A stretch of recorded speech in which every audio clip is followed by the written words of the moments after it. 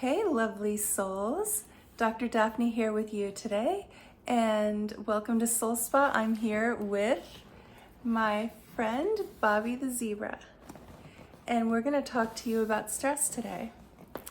So I wanted to tell you there are different types of stress. Not all stress is bad. In fact, when you have a life purpose, when you wake up in the morning and you have deadlines and a purpose, it's actually a good thing. It actually is a good type of stress. There is something called eustress, and then there is distress. And distress would be something that my friend Bobby the zebra experiences when he's being hunted down by a lion, for example. It's very scary to be hunted down by a lion. That is extreme stress. So have you ever had an experience where you got extremely scared or stressed about something and you didn't know if you were going to live through it? That is really bad stress.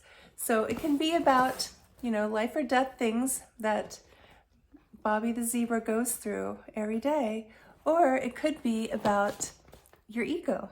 And by ego, it can be if you fail, if you're going to feel horrible about yourself, or your sense of self is threatened by whatever the circumstances.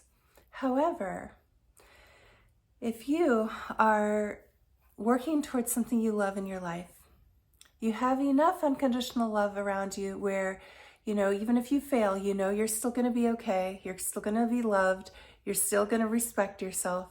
That's a good stress to have. And I hope you have that kind of stress in your life. That's something that gives you purpose and is actually associated with longevity. However, if you wake up in the morning and you have a very stressful job, when you experience dread, the sense of negativity and dread, or if you are constantly in a life or death situation, whether it's literal life or death, or it just feels like fight or flight in your body a lot, that is very unhealthy for you. So stress, choose wisely.